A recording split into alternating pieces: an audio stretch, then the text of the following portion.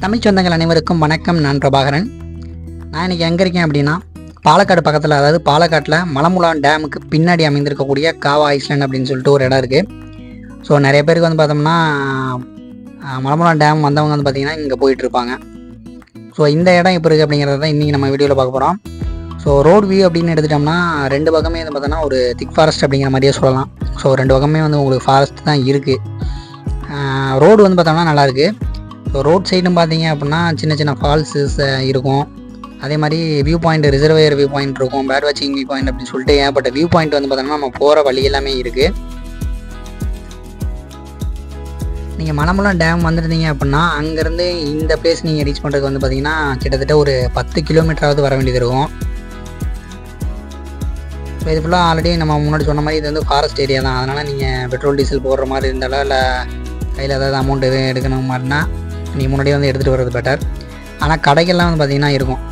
சின்ன சின்ன கடைகள் வந்து பார்த்திங்கன்னா ஃபுட்டுக்கு வந்து பார்த்தோன்னா இருக்கும். ஸோ ஃபுட்டு, அந்த டீக்கு அந்த மாதிரிலாம் பார்த்திங்கன்னா உங்களுக்கு கடையெல்லாம் இருக்குது கொஞ்சம் கொஞ்சம் தூரம் தள்ளி.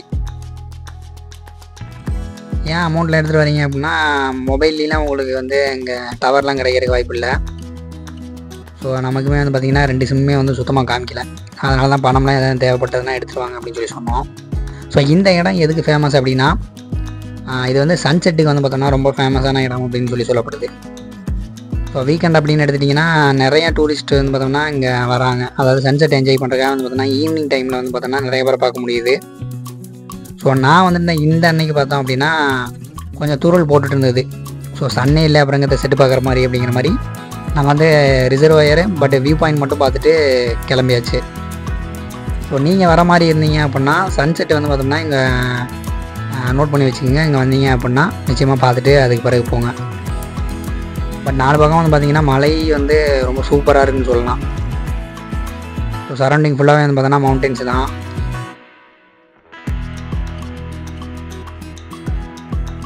நிறைய பேர் வந்து பார்த்திங்க அப்படின்னா அந்த தண்ணிக்கிட்டே போய் விளாண்டுக்கிட்டு இருந்தாங்க. ஸோ வெஹிக்கிளில் வரவங்களுக்கு வந்து பார்த்தோன்னா இன்னொரு வழி இருந்தது முன்னாடி. ஸோ நம்ம வந்து பார்த்தோன்னா 2 வீலர் நிறுத்திட்டு உள்ளே நடந்து வந்த மாதிரி இருந்தது. நீங்கள் உள்ளே வண்டி கொண்டு போகிறதுக்கு வந்து பார்த்திங்கன்னா பக்கத்தில் வந்து அந்த பக்கம் வழியும் இருக்குது ரோட்டு மேலே.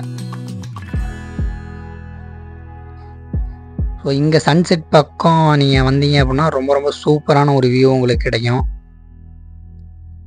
நீங்கள் மலமுலான் டேம்லேருந்து பார்த்தீங்க அப்படின்னா டேமோட டாப் வியூவில் இருந்து பேக் சைடு பார்த்தீங்க அப்படின்னாலே இந்த ஐஸ்லேண்ட் வந்து அங்கேருந்து தெரியும் அப்படின்னு சொல்லுவாங்க.